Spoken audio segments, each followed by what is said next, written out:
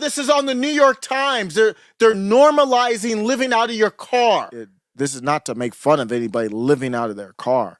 This is to look at where are we at? Where is our focus?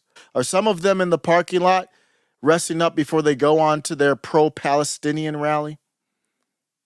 Where they're rallying for a Semite 7,000 miles away in the Great Semite War? Middle MAGA. But he promised unity when he came into office. And then also Build Back Better. How's that going? Let's take a look. Let me check in. It's Build Back Better. Headline, when a car is affordable housing and more. Excuse me? Wait, what? So we have someone sleeping out of their car. How's that going so far for you? Is sleeping out of their car with it looks like some type of pit mix in the back seat. I'm sure that smells lovely. You know how that pet smell can be, even if that dog is taken care of as well as possible. I'm sure that the odor is wonderful inside that vehicle. This weekend, I took my kids. We were playing football, doing soccer, and all that, and I did have a flashback. I had a flashback to there was a time when I was sleeping out of my car for a little bit. I got my first job, and it's kind of like this 9 to 5. I'm gonna play a 9 to 5 video way later if you can catch it, but. I know I'm probably just being so dramatic and annoying, but this is my first job, like my first 9 to 5 job after college, and I'm in person, and I'm commuting in the city, and it takes me fucking forever to get there. I don't have time to do anything. I want to shower, eat my dinner, and go to sleep. I don't have time or energy to cook my dinner either. Like, I don't have energy to work out. Like, that's out the window. Like, I'm so upset. A video about somebody who this young lady started their 9 to 5 and got in that grind. Started that 9 to 5 when I was younger, got in that grind. I was doing it. I was doing pretty well. And then it's just like, man, it was wearing on me, the grind. I wasn't in tune with you got to take a vacation, you got to take a break. And I was going hard too. It wasn't really 9 to 5. I was working way more than that because I wanted to be the best. And it came crashing down, and I was like, man, and then I just quit the job, ran through all my savings, didn't have anything for it, and then ended up just for a week, but living in my car. Then after that, went to Craigslist and got a house with like 4 other dudes, and it's like pretty big house, but just stayed in the room, had a shared common area, and then saved my money. I was actually playing poker, believe it or not. Online poker back then was huge. Full tilt poker. I don't know if they still do it because I think they cut it down. Looking back, it's kind of stupid because all that stuff to me, I don't know. Allegedly, I mean, if you're doing online poker, then the house can really rig that pretty good. But I'm not saying that I knew that for sure. But that's a stupid venue. Looking back, I loved it. It was fun. But the point I'm bringing it up is I actually made a little bit of money playing online poker, just complete. I remember some of the poker hands this is from 2000. I mean, this is before 2010. This is like 2008, maybe even more, older than that. And I might not remember how the whole hand played out, but I remember the river. I remember one time I went all in on the river. It was a smart all in. It wasn't like one of these. I took it down to a science. Well, I was a math major, so the game theory came to me. I lost all that stuff. I don't use it anymore, but I could pick it up quickly. But it was a smart all in. I forgot the order, but I went all in with, believe it or not, I don't remember if it was the same suit or not, but it was ace king. And the board was set up perfectly for me.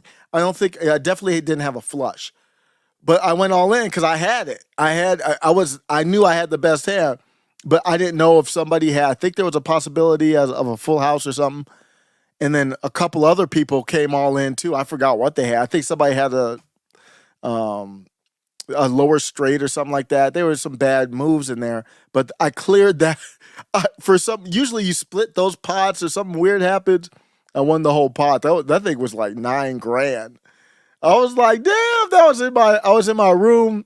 I was getting rib tips from I don't have a good memory, especially back in '08.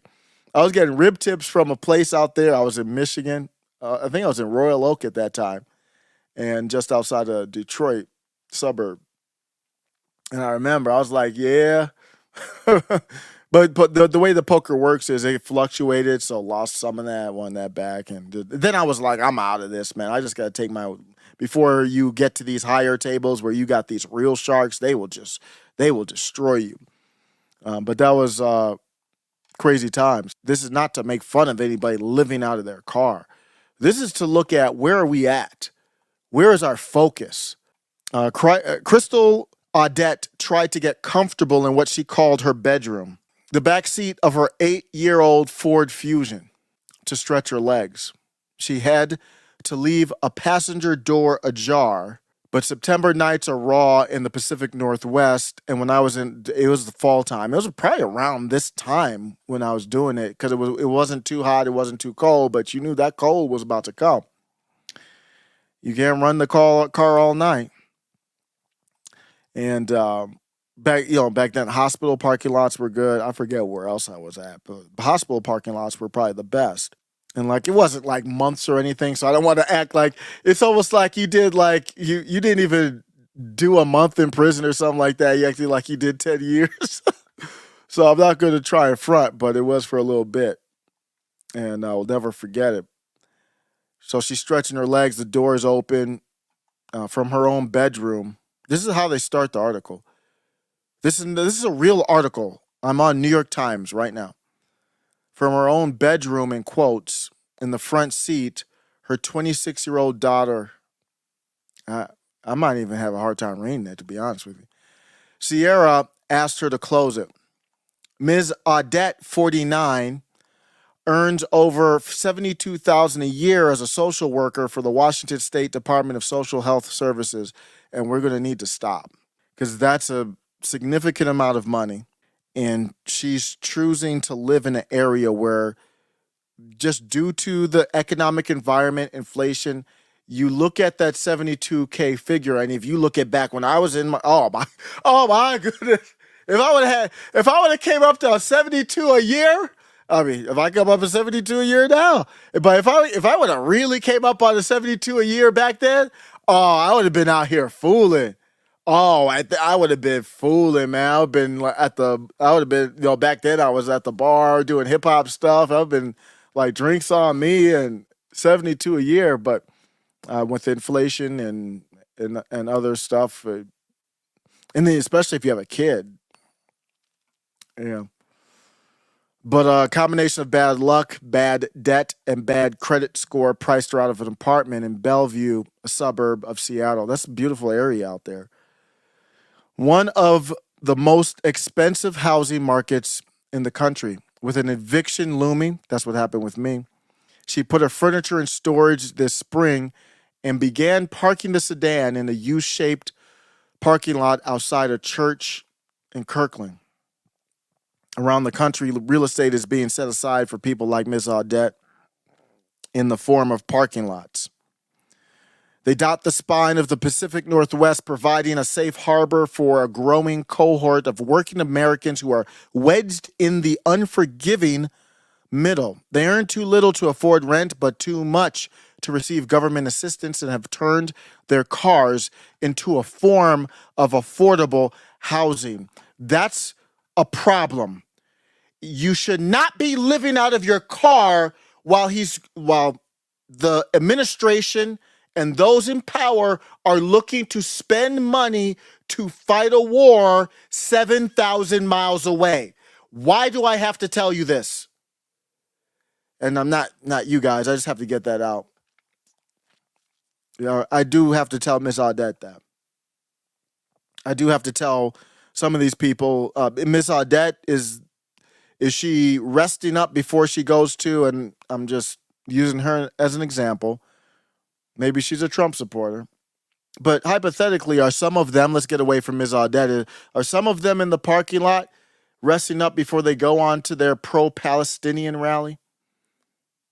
Where they're rallying for a Semite 7,000 miles away in the Great Semite War, and they're sleeping out of their car? I'm not saying that the government is here to give you a handout. I'm saying something's absolutely wrong in the governance of this country. If you make $72,000 a year and you're like, damn, sleeping out of the car is that's the deal. And that should be common sense. You shouldn't let one issue, abortion rights. What the who gives a damn about an abortion right when you don't have a place to stay? But that's kind of the situation we find ourselves in. Middle